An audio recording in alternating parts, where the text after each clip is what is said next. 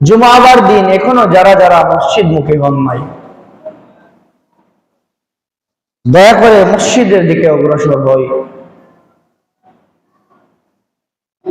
আল্লাহর ঘর মসজিদের যত আগে আসবেন তত ফায়দা হবে,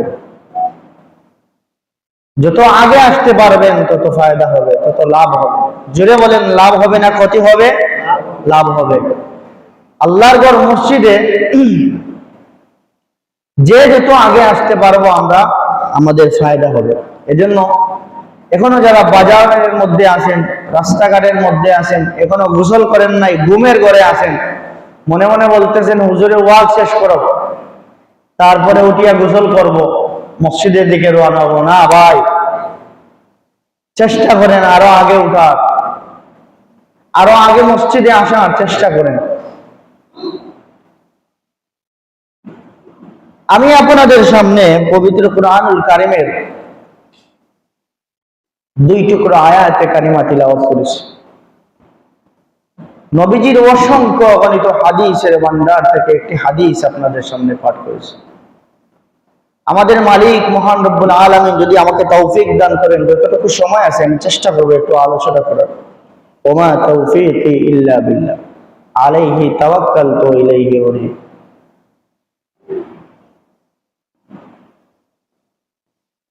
আল্লাহ পাক রব্বুল আলামিন কুরআনুল কারীমের মধ্যে বলেন, ওয়ামা আরসালনাকা ইল্লা রাহমাতাল লিল আলামিন। আমি আমার বন্ধুকে সমস্ত বিশ্বের জন্য রহমত হিসাবে প্রেরণ করলাম। সকলে জুড়ে বলি সুবহানাল্লাহ। আল্লাহ আমাদের নবীকে কি হিসেবে পাঠাইছেন? রহমত হিসাবে। কি হিসাবে পাঠাইছেন? এটা কি আমাদের মুখের কথা নাকি কুরআন দ্বারা প্রমাণিত? কুরআন দ্বারা প্রমাণিত। রহমত হিসাবে পাঠাইছেন। এখন নবীজি আমাদের জন্য রহমত, কথা বলতে হবে। নবীজি আমাদের জন্য রহমত। নবীজি আসমানের জন্য রহমত, নবীজি জমিনের জন্য, নবীজি গাছের জন্য, মাছের জন্য, এভরিথিং, সব কিছুর জন্য নবীজি হলেন রহমত স্বরূপ। এবং আমরা যদি এই রহমতকে অস্বীকার করি তাহলে তো আমাদের ঈমানই থাকবে না, আমাদের ঈমানই থাকবে না। নবী করিম সাল্লাল্লাহু আলাইহি সাল্লামকে আল্লাহ তাআলা রহমত হিসাবে প্রেরণ করলেন।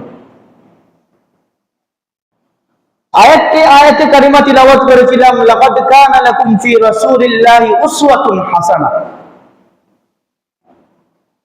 আল্লাহ বলেন, ও বান্দারা, ও আমার মায়ার বান্দারা, লাকাদ কানা লাকুম ফি রাসূলিল্লাহি উসওয়াতুন হাসানাহ। তোমরা ভালো করে খুঁজে দেখো, আমার বন্ধুর মধ্যে রয়েছে উত্তম আদর্শ। সুবহান, আমার বন্ধুর মধ্যে রয়েছে উত্তম চরিত্র। লাকাদ কানা লাকুম ফি রাসূলিল্লাহি উসওয়াতুন হাসানাহ, উত্তম চরিত্রের অধিকারী, উত্তম আদর্শের অধিকারী কে? আমাদের নবীজি হযরত মুহাম্মদুর রাসূলুল্লাহ সাল্লাল্লাহু আলাইহি সাল্লাম। আমরা তো ওই নবীজির উম্মত, তাই না? আমরা তো ওই নবীজির উম্মত। আমাদের নবীজির মধ্যে রয়েছে উত্তম আদর্শ। তাহলে নবীজির উম্মতদের মধ্যে কোন ধরনের আদর্শ হওয়া দরকার? উত্তম আদর্শ। কোন রকমের আদর্শ? উত্তম আদর্শ। এখন নবীজির উম্মতের ভিতরে যদি, নবীজির উম্মতের মাঝে মধ্যে যদি থাকে খ্রিস্টানের আদর্শ, কথাগুলো খেয়াল করব, নবীজির উম্মতের মধ্যে যদি থাকে হিন্দুদের আদর্শ, নবীজির উম্মতদের মধ্যে যদি থাকে দুনিয়ার যত বাজে লোক আছে তাদের আদর্শ, তাদের মতো চরিত্র, তাহলে সেটা কি মেনে নেওয়া যাবে? সেটা তো কখনো মেনে নেওয়া যাবে না। কারণ আমরা হলাম ওই নবীজির উম্মত যাকে কিনা আল্লাহ তাআলা রহমত হিসাবে পাঠাইছেন। এখন আমরা যদি সেটাকে গজবে পরিণত করে দেই তাহলে কি চলবে? কথা বলেন, চলবে না। বর্তমানে তো আমরা গজবে পরিণত করে দিচ্ছি। নবীজির একটা সুন্নত মানতেও মন চায় না, আল্লাহ তাআলার হুকুম মানতেও মন চায় না। নবীজি বললেন, আমার মধ্যে আছে উত্তম আদর্শ, তোমাদের মধ্যে উত্তম আদর্শ আনো। কিন্তু নবীজির মধ্যে ঠিক উত্তম আদর্শ দেখা যায়, কিন্তু দেখা যায় বর্তমানে কিছু উম্মতের মধ্যে এমন খারাপ আদর্শ, সে মেসিকে ফলো করে, আর্জেন্টিনার মেসিকে ফলো করে, সে কিনা বিভিন্ন ব্রিটিশদেরকে ফলো করে, বিভিন্ন হিন্দু লোকদেরকে ফলো করে, বিভিন্ন স্টাইলে চুল কাটে। তার মধ্যে দেখা যায় শয়তানি খাসলত, তার মধ্যে ভালো কোনো খাসলত পাওয়া যায় না, তার মধ্যে ভালো কোনো চরিত্র পাওয়া যায় না, তার মধ্যে উত্তম কোনো আদর্শ পাওয়া যায় না। নবীজি বললেন, ও মহিলারা, তোমরা বুরকা পরো, বুরকা পরে তোমরা পর্দা করো। দেখা যায় এক ধরনের মহিলারা ওই বুরকা পরে খারাপি কাজ করে, আসেনি না নাই? আসেনি না নাই? আসে। দেখা যায় এক ধরনের মহিলারা বুরকা পরে খারাপি কাজ করে, স্কুলে যায়, কলেজে যায়, স্কুল ড্রেস পরে, আর বুরকা পরে যায় প্রেমিকার সঙ্গে দেখা করার জন্য। বুরকা পরে যায় বিভিন্ন বিভিন্ন জায়গায়, হোটেলের মধ্যে বুরকা পরে যায়, বিভিন্ন জায়গায় খারাপের মধ্যে। অথচ আল্লাহ রসুল বলেন, ও মহিলারা, তোমরা বুরকা পরো পর্দা করার জন্য। কিন্তু তারা স্কুল কলেজ ভার্সিটিতে যায়, তাদের খোলামেলা ড্রেস পরে, আর বুরকা পরে তো পর্দা করার কথা, এখন দেখা যায় বুরকা পরে বন্ধুর সঙ্গে চলে গেছে। বিকালবেলা বাড়িতে চলে আসে, মা জিজ্ঞাসা করে, ও মা কোথায় ছিলাম? আম্মু আমি তো কলেজে ছিলাম, আম্মু আমি তো ভার্সিটিতে ছিলাম। খোঁজ নিয়ে দেখা যায় ও তো ভার্সিটিতে ছিল না, অমুক বাজারের সিএনজি ড্রাইভারের সঙ্গে প্রেম করতে গিয়েছিল। জুড়ে বলেন না কেন নাউজুবিল্লাহ? নাউজুবিল্লাহ কি মুখে আসে না? এই রকমের আদর্শ দরকার। কথা বলেন, নবীজি কি এই রকমের আদর্শ উম্মতের কাছে চেয়েছিলেন? তাহলে আমাদের আদর্শ এরকম কেন? নবীজি বলেন, তোমরা সদকা করো, উম্মতের মধ্যে সদকা নাই। নবীজি বলেন, আমল করো, উম্মতের মধ্যে আমল নাই। নবীজি বলেন, ভালো পথে চলো, উম্মতের মধ্যে ভালো কোনো রাস্তা নাই, দেখা যায় না। অথচ কাফেরেরা, বেদিনেরা নবীজিকে আল আমিন বলে, বিশ্বাসী সত্যবাদী বলে প্রমাণ করে দিয়েছে। আল আমিন অর্থ সত্যবাদী, নবীজিকে প্রমাণ করে দিয়েছে উনি আল আমিন। আল আমিন অর্থ সত্যবাদী, বিশ্বাসী। কাফিরেরা, বেঈমানেরা যদি এরকমের সার্টিফিকেট নবীজিকে দিতে পারে, তাহলে আমরা কেন, আমাদের মতো উম্মতেরা কেন বর্তমানে ব্যর্থ? নবীজি বলেন, সালাত আদায় করো, সালাতের দ্বারে কাছে না। নবীজি বললেন, সত্য কথা বলো, সত্য কথার দ্বারে কাছে না। নবীজি বললেন, হারাম খেও না, এখন দেখা যায় হারাম আরো বেশি খায়। নবীজি বললেন, সুদের দ্বারে কাছে যায় না, সে দেখা যায় আরো সুদ বেশি খায়। নাউজুবিল্লাহ মুখে দিয়ে আসে না? এইরকমের উম্মত কি নবীজি চেয়েছিলেন? কারণ নবীজি তো বলছেন, আমার উম্মতদেরকে আমি সাথে করে নিয়ে জান্নাতে যাব, আমার উম্মতদেরকে আমি সঙ্গে করে নিয়ে জান্নাতে যাব। মানে হাব্বা সুন্নতি ফাকাদ হাব্বানি ওয়া মান হাব্বানি কানা মাই ফিল জান্নাহ। যে আমার সুন্নতকে অনুসরণ করবে, সে আমি নবীজিকে অনুসরণ করলো, আর যে আমি নবীজিকে অনুসরণ করবে, কানা মাই ফিল জান্নাহ, আমার সঙ্গে সে জান্নাতে যাবে। জুড়ে বলেন সুবহানাল্লাহ। এখন বলেন, আমাদের মধ্যে কোন রকমের আদর্শ দরকার? আব্রাহাম লিঙ্কের না নবীজির আদর্শ? নবীজির আদর্শ।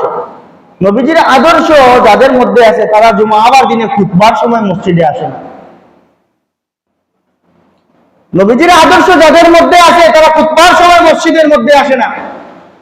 খুতবা শেষ হয়ে যাচ্ছে, আসতেছেন তিনি মসজিদে জুমার নামাজ আদায় করার জন্য। বোঝা যায় আল্লাহ ওনার নামাজের জন্য টেকা। তুমি একজন মুসল্লি, যদি তুমি সারাটা জীবন নামাজ নাই পড়ো, আল্লাহর কোনো কিছু যায় আসে না। তুমি সারাটা জীবন যদি ইবাদত বন্দেগী করো, তাও আল্লাহর কোনো কিছু যায় আসে না। কারণ ইবাদত বন্দেগী করতেছো তুমি নিজের জন্য, ইবাদত বন্দেগী করতেছো তুমি নিজের জন্য, তুমি তোমার জন্য ইবাদত বন্দেগী করতেছো। তোমার আখিরাতের ফায়দা হবে, দুনিয়ার ফায়দা হবে, আখিরাতের ফায়দা হবে। এখন জুমার দিন তুমি মসজিদে আসলে, খুতবার সময় 2 রাকাত নামাজ আদায় করলা, আর নামাজের পরে তাড়াতাড়ি চলে গেলা, সকালের লাস্টে মসজিদে আসলা, সবার ফার্স্টে মসজিদ থেকে বের হয়ে গেলা। এরকমের মুসল্লি, আল্লাহ কি এরকমের মুসল্লির জন্য ঠেকাত? ঠেকাত না। এগুলো খুব খেয়াল করতে হবে আমাদের, এগুলো আমাদের খুব খেয়াল করতে হবে।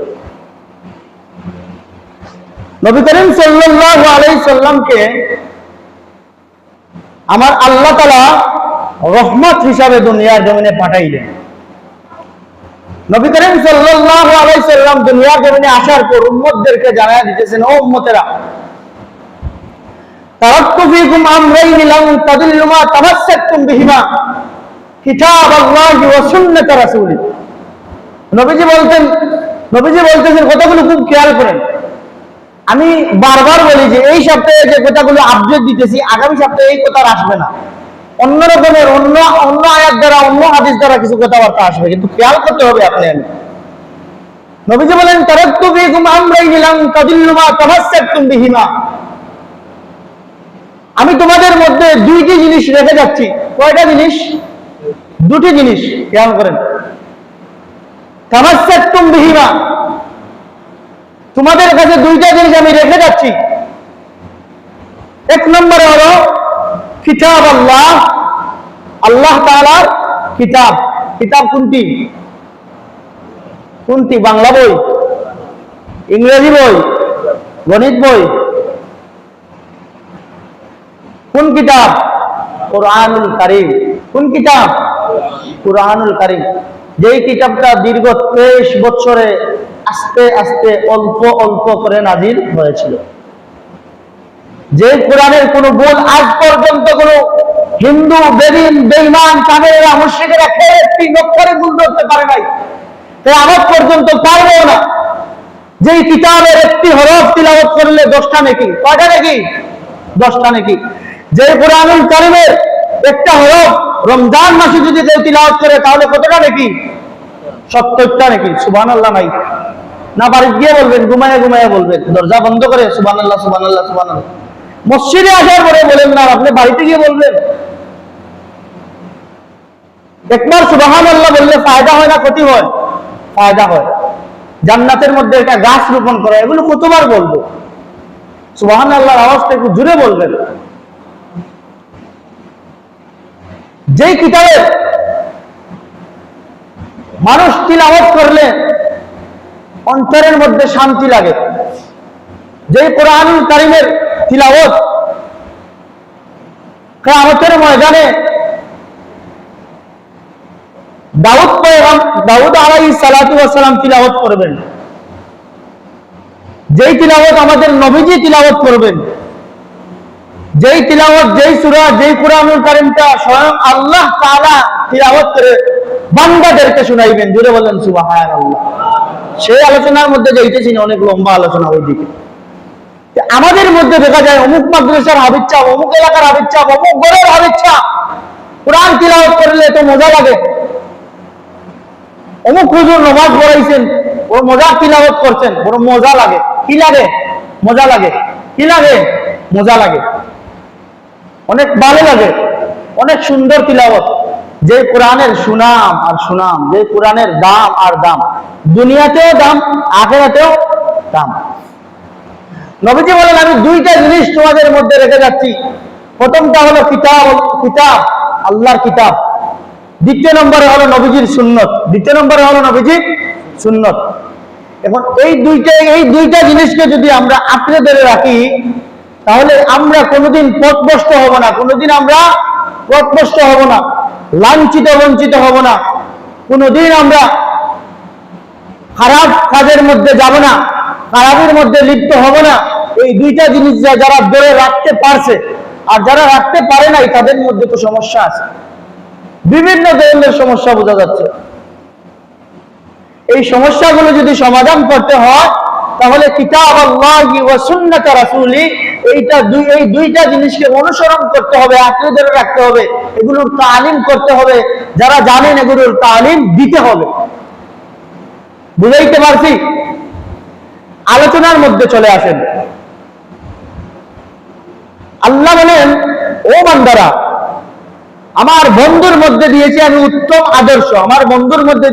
উত্তম আদর্শ, লাকাদ কানা লাকুম ফি রাসূলিল্লাহি উসওয়াতুন হাসানাহ।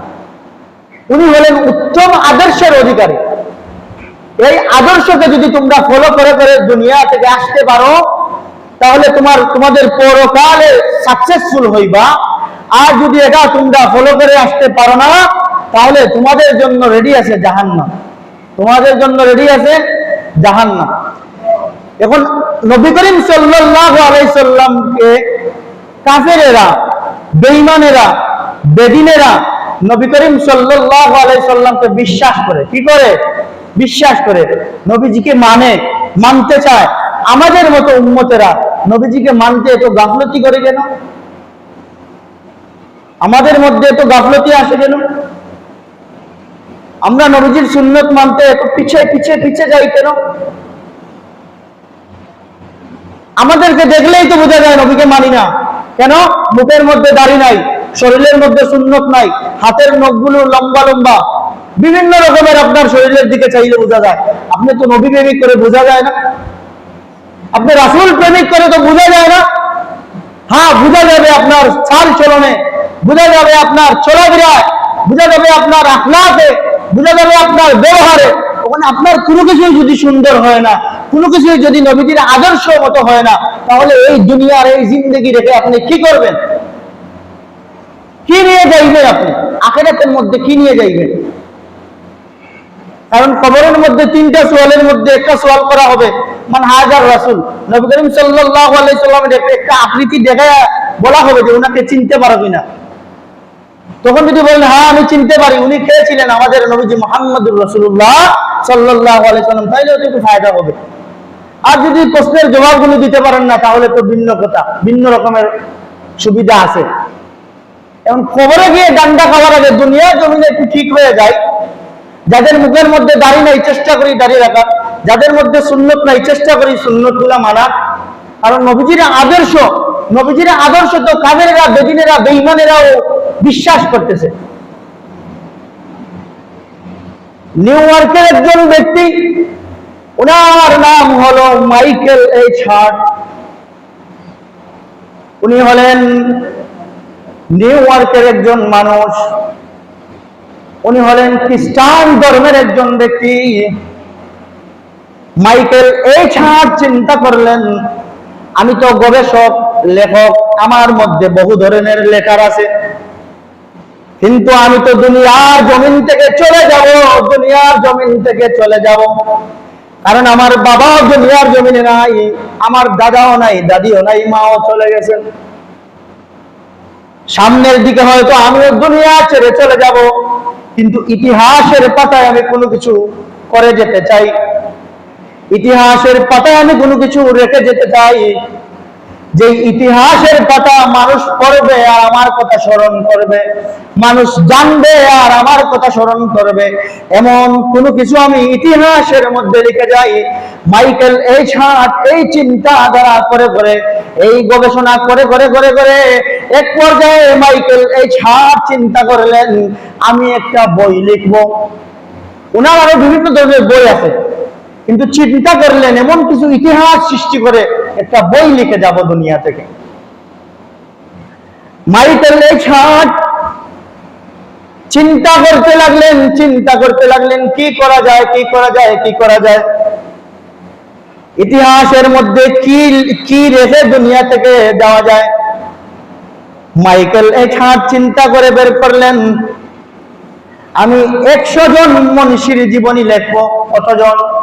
100 জন। কথাগুলো খেয়াল করতেছেন? এটা বলার দ্বারা উদ্দেশ্য হলো, বেদিনেরাও নবীজিকে চিনে, কাফেরেরাও নবীজিকে চিনে, খ্রিস্টানেরাও নবীজিকে চিনে, কিন্তু আপনি আমি হতভাগা উম্মত, নবীজিকে চিনতে বড় কষ্ট হয়। নবীজিকে চিনতে বড় কষ্ট হয়।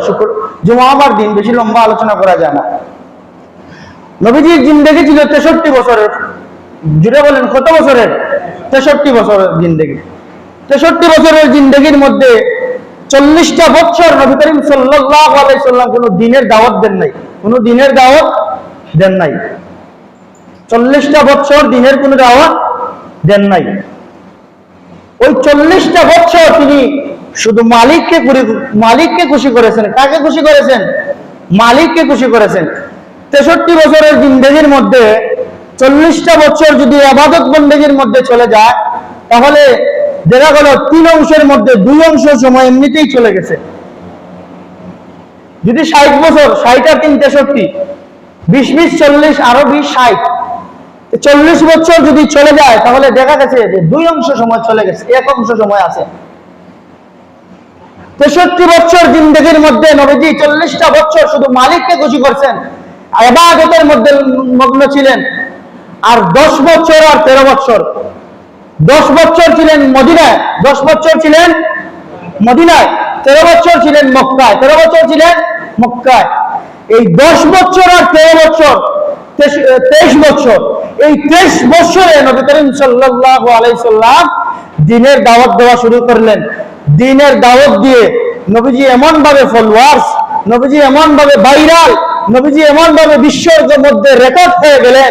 ওই নবী করিম সাল্লাল্লাহু আলাইহি সাল্লামকে দুনিয়াতেও চিনে, ওই নবী করিম সাল্লাল্লাহু আলাইহি সাল্লামকে আখিরাতের মধ্যেও সবাই চিনবে। জুড়ে বলেন সুবহানাল্লাহ। জিবরাইল আলাইহিস সালাতু ওয়াস সালাম একবার নবীজিকে জিজ্ঞাসা করেছিলেন, ইয়া রাসূলুল্লাহ, ইয়া হাবিবাল্লাহ, ওগো নবীজি, আমি আপনাকে একটা প্রশ্ন করতে চাই গো নবী। নবীজি বলেন, ও জিবরাইল, তুমি আমাকে কি প্রশ্ন করবা বলো, বলে ফেলো, আমি উত্তর দিয়ে দেব। জিবরাইল আলাইহিস সালাতু ওয়াস সালাম বলেন, ও নবীজি, আপনি কোন দিন থেকে নবী হয়েছেন? আপনি কোন সময় থেকে নবী হয়েছেন? নবী করিম সাল্লাল্লাহু আলাইহি সাল্লাম বলেন, ও জিবরাইল, তুমি তো জানো না, জানো না, জানো না, তোমাদের আদি পিতা আদম আলাইহিস সালাতু ওয়াস সালামকে যখন কাদা দিয়ে, পানি দিয়ে, মাটি দিয়ে যখন বানানো হয়, এর আগ থেকে আমি ছিলাম নবী। জুড়ে বলেন সুবহানাল্লাহ। এর আগ থেকে আমি নবী। আমি আজকের নবী না, কালকের নবী না, আমি আজ থেকে নবী। যাই হোক, লম্বা আলোচনা। মাইকেল এছাড় চিন্তা করে, গবেষণা করে করে 100 মনীষীর জীবনী লেখা শুরু করলেন। ওই 100 মনীষীর জীবনীর মধ্যে আদম আলাইহিস সালামের নাম আছে, ঈসা নবীরও নাম আছে, মুসা নবীরও নাম আছে, বিভিন্ন বিভিন্ন ধরনের গবেষকদেরও নাম আছে, বিভিন্ন খ্রিস্টানদের বড় বড় পণ্ডিতদেরও নাম আছে। এখন বলেন, একজন মানুষের জীবনী বের করতে অনেক কষ্ট, আর 1 জন 2 জন 3 জন 4 জন করে এভাবে 100 জন মনীষীর জীবনী বাইর করা কত কষ্ট, কত সময় লাগছে উনার। কিন্তু মাইকেল এছাড় একজন গবেষক মানুষ, উনি চিন্তা করলেন, আমি যে কিতাবটা লিখেছি, আমি যে বইটা লিখলাম, ওই বইয়ের প্রথম লাইনের মধ্যে কার নাম দেওয়া যায়। চিন্তা করে করে করে করে মাথার মধ্যে চিন্তা চলে আসলেন, মাথার মধ্যে চিন্তা চলে আসলো, আমি কার নামটা প্রথমে দিব। কারণ 100 জন মনীষী বাছাই করেছে, সবাই শ্রেষ্ঠ, সবাই ভালো, কিন্তু এর মধ্য থেকে আমি কাকে বাছাই করব? মাইকেল এছাড় রিচার্জ করতে থাকলেন, রিচার্জ করতে থাকলেন, সকলের পারিবারিক দিক দিয়ে চিন্তা করলেন, দেখলেন ওই দিকে হইলে আরেক দিকে হয় না। জীবনের দিকে চিন্তা করলেন, দেখলেন একদিক হইলে আরেক দিক হয় না। শারীরিক দিয়া চিন্তা করলেন, দেশ বিদেশের দিক দিয়া চিন্তা করলেন, কথাবার্তার দিক দিয়া চিন্তা করলেন, চরিত্রের দিক দিয়া চিন্তা করলেন। এইভাবে একজন একজন করে চিন্তা করে এক পর্যায়ে দেখতে পারলেন আমাদের নবীজি হযরত মুহাম্মদুর রাসূলুল্লাহ সাল্লাল্লাহু আলাইহি সাল্লামের সব দিক থেকে তিনি 1 নাম্বার। জুড়ে বলেন সুবহানাল্লাহ। हमसिराते मुस्तफा गर तमामी हाले कुन इत्तेबा इत्तेबाए सुन्नते खैरुल बशर गिर लाजिम ताबुया भी आए फेसर मोहम्मद अरबी हैवा नबी रास्ते पे शुआर आलम हुआ उसके पैदाइश से उजाला आलम हुआ उसकी पैदाइश से उजाला शफीउल उमम हमारा नबी रोज क़यामत शफाअत करेगा अल्लाह के पास गुनाहगार उम्मत। जुड़े बोलेन আল্লাহু আকবার।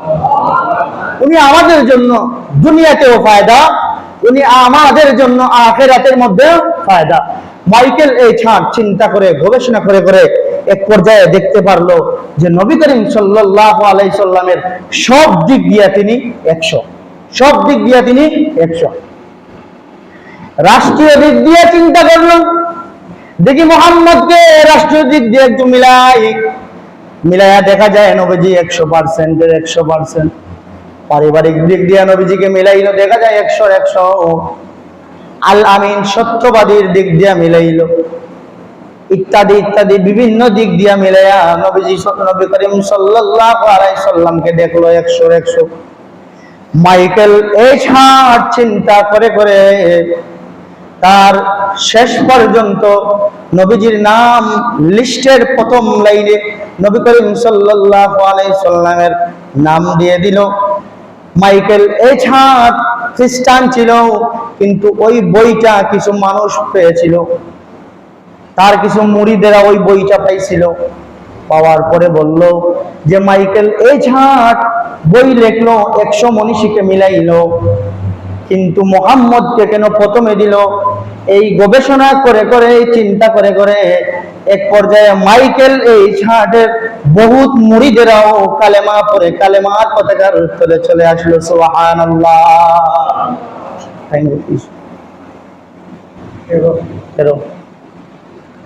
এখন চিন্তা করেন, এই নবীজিকে আমাদের দরকার না দরকার না?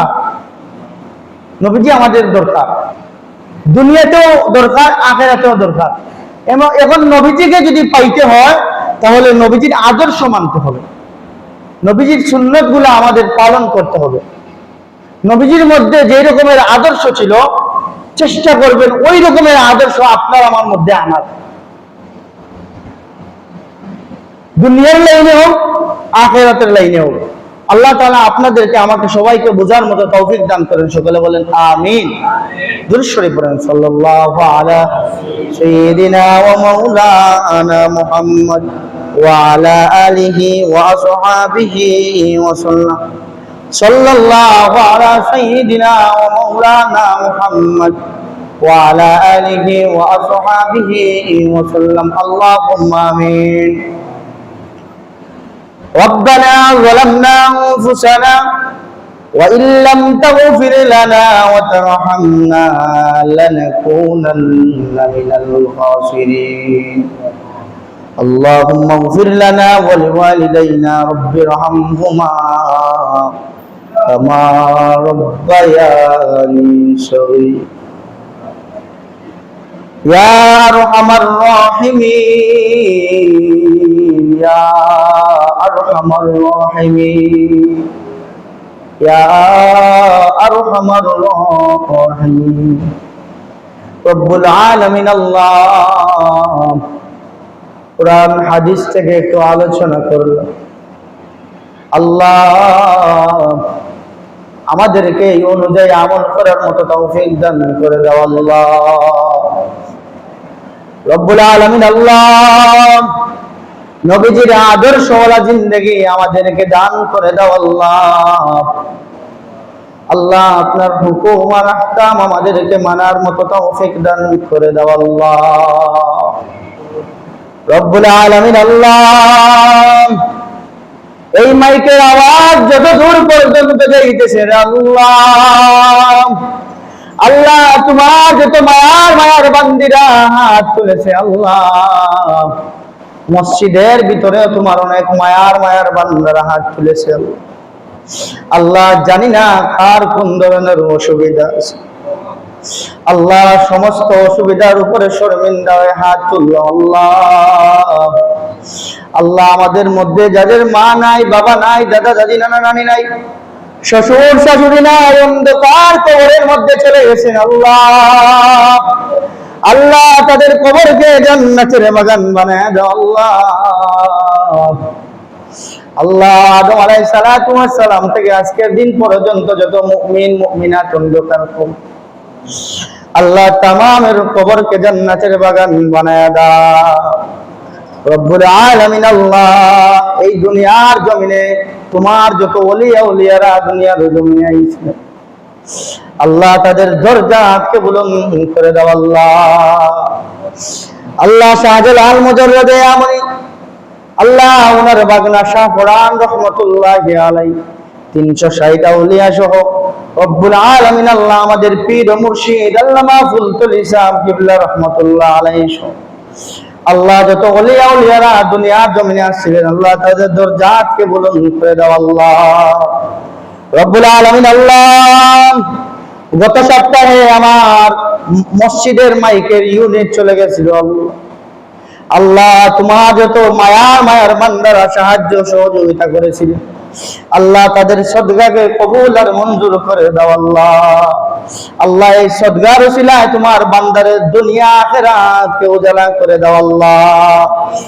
আল্লাহ এই মসজিদের খেদমত যারা যারা করে দুনিয়া ছেড়ে চলে গেছেন, আল্লাহ তাদের কবরকে জান্নাতের বাগান বানায় দাও। এখনো পর্যন্ত যারা খেদমত করতেছেন, আল্লাহ তাদের হায়াতের মধ্যে বরকত দান করে দাও। রব্বুল আলামিন, আল্লাহ আমাদেরকে সুস্থ শরীরে তোমার ইবাদত বন্দেগী করার মতো তৌফিক দান করে দাও। রব্বুল আলামিন, আল্লাহ আমাদের মধ্যে যত মানুষ অসুস্থ, শিফা করলে আজিলা কামিলা দান করে দাও। আল্লাহ বাংলাদেশের মধ্যে রহমত দান করে দাও। রব্বুল আলামিন, আল্লাহ তোমার যত মায়ার বান্দারা পানিবন্দী আছে, আল্লাহ বাংলাদেশের মধ্যে যেটা জেলার মধ্যে আল্লাহ পানি চলে আসছে, বন্যা চলে আসছে, আল্লাহ তোমার যত মায়ার বান্দারা রব্বুল আলামিন, আল্লাহ ওই জলের মধ্যে বাঁচতেছে, আল্লাহ তুমি তোমার কুদরতের হাতে হেফাজত করে দাও। আল্লাহ যারা মারা গেছেন তাদের কবরকে জান্নাতের বাগান বানায় দাও। আল্লাহ তোমার যত বান্দা বান্দিরা তান সমগ্র দিতে আছেন, সাহায্য সহযোগিতা করতেছেন, আল্লাহ তাদের এই শ্রমকে কবুল আর মঞ্জুর করে নাও। আল্লাহ এই এলাকার নয়াবনা সমস্ত মুর্দেগানদেরকে মাফ করে দাও। এই মুহূর্তে অসংখ্য গণিত দুরূদ আর সালাম সোনার মদিনায় নিয়ে পৌঁছায় দাও। মায়ার নবীজির তুফাইলের বরকতে আমাদের দোয়াকে কবুল আর মঞ্জুর করে নাও। ওয়া সালামুন আলাল মুরসালিন ওয়াল হামদুলিল্লাহি রাব্বিল আলামিন।